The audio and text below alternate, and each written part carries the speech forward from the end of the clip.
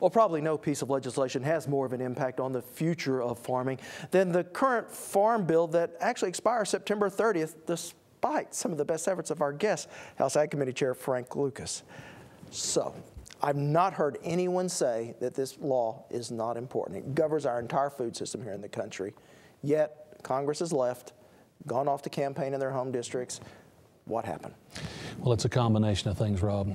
This session of Congress has had some really difficult times accomplishing much of anything. And if you look at the political lay of the land, and after all, the legislative process is the result of the political lay of the land, the voters last time chose to pick what most folks in the 3rd District of Oklahoma would define as a conservative House, a liberal president, and a United States Senate whereby a 53-47 split, literally, because you have to have 60 votes in the Senate out of 100 to cut off the unlimited debates so that you can vote. To get to vote, nobody's in control. Now throw on top of that the budgetary situation. We've now crossed the $16 trillion mark on national debt. We're in the process of accumulating the 5th year of annual $1 trillion deficits, so there's a huge budget crunch going on.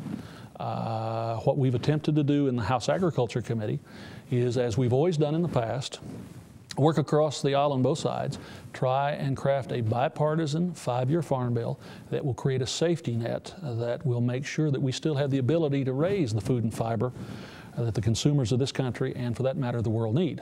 Now, I'd also tell you, Rob, there's much controversy in Congress this time because in addition to the commodity title and the conservation title and rural development and farm credit, there's also the nutrition title. School lunch, WIC, SNAP, many people still refer to it as food stamps, and that's 80% now of overall farm bill spending. So when you're talking about the farm bill, remember the part that grows food, about 20%. The part that helps people purchase the food is about 80%. So that's created huge controversy too.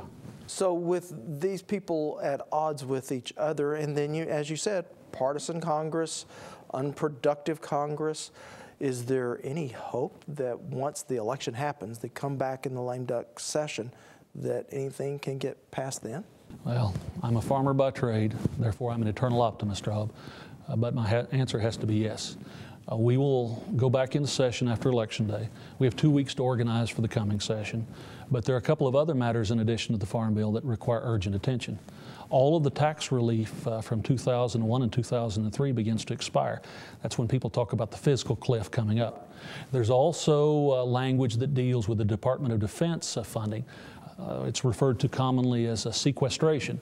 Basically, 10% of the Department of Defense budget goes away unless there's some other alternative way to save money. Which is part of $100 billion in cuts. Yes, exactly. And folks say, well, why is that so important in Oklahoma? Think about Vance Air Force Base, and Altus Air Force Base, Tinker Air Force Base, Fort Sill, home of the United States Artillery Corps, the munitions plant at McAllister, so we've got a big stake in that. I think these issues are important enough. Perhaps the Farm Bill in itself, Rob, wouldn't force action in the lame duck, that period after Election Day and before the new Congress takes effect. But all these other issues are going to force things to happen. Now, in the Farm Bill that we passed in the House, we save about $35 billion compared to the previous Farm Bill. The Senate saves about $23 billion. I would think that as these other big budget issues are being addressed, the kind of savings that can be achieved as a part of a Farm Bill should give my colleagues in the House and the Senate an incentive to let us do our work and to be a part of the overall final product, because not only can we achieve good policy, but we'll save enough money to help address some of these other issues too. But all these big financial issues, do they risk just sucking the political goodwill right out of the room?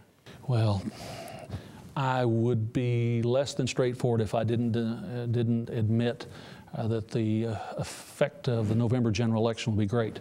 There's always a danger if one side or the other wins all of the marbles, so to speak. They will say, why negotiate out in the final 2 months of a divided Congress these issues? Let's just wait till January till we control everything.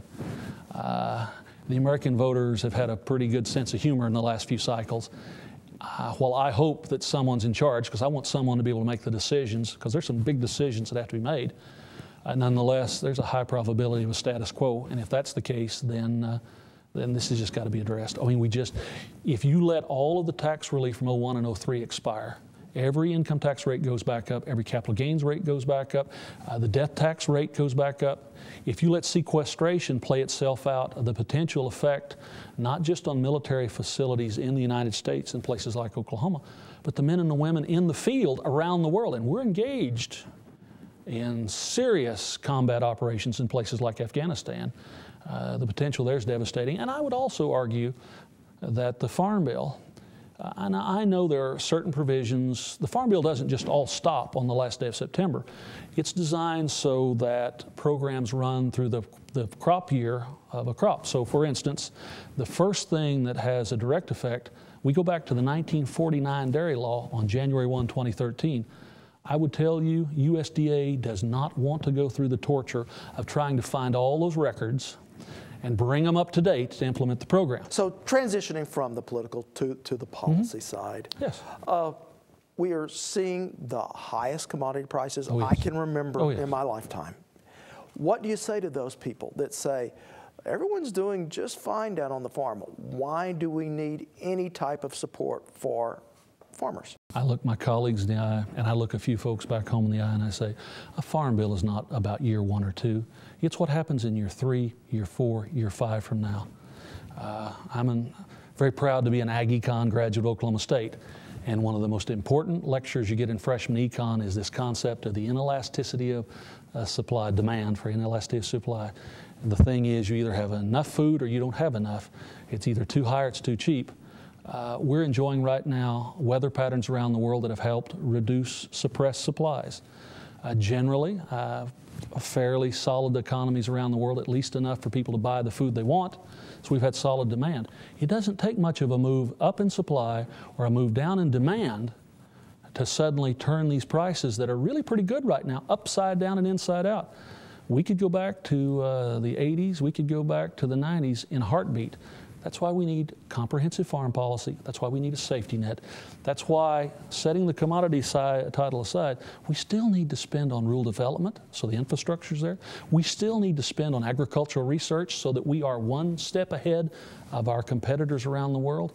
All of those things are critically important. And I will say this, Rob, while the commodity title, I should say the nutrition title, is the biggest part of the Farm Bill, in the language we put out in the House, we proposed to achieve $15 billion in savings in the commodity title, about $6 billion in the conservation title, but $16.5 billion in the nutrition title. I don't want to take 1 calorie off a person's plate who needs the help, but I want to make sure that everyone qualifies. If you've got money in the bank, if you've got a job, then you need to prove that you qualify. Now, if my more liberal friends want to set the standard so low that the federal government just feeds everybody, then that's the debate they need to use. Not use a backdoor set of flexibilities to achieve a policy goal that should better be just debated and argued over up front and straightforward. So have all the issues we've talked about today, do they revolve around the simple fact that fewer and fewer people farming, that probably fewer and fewer people understand the importance of our agricultural sector? Yes.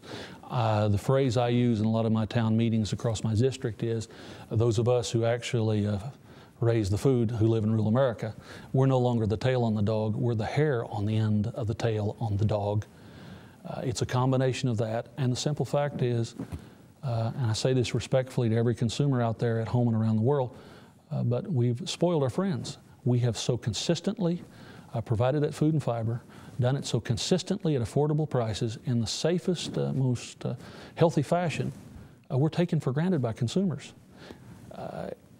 There have been a lot of times when it's been tough, I know, for our viewers through generations to buy the food they need. But it's always been on the shelf. It's always been at the store, Rob.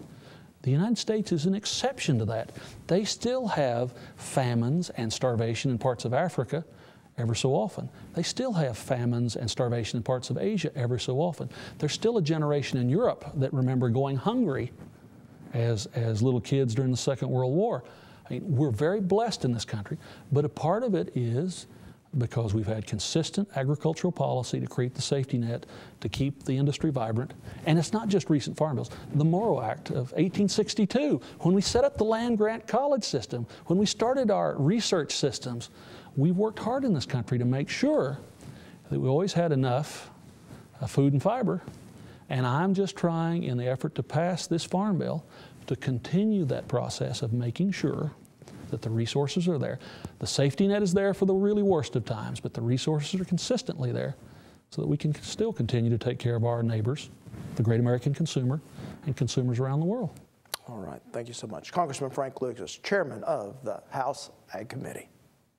Now, if you would like to learn more about the feeding programs in the Farm Bill that could be under the budget knife and exactly who is receiving those benefits, just go to our website at okhorizon.com, where we have a full feature on the SNAP program under this week's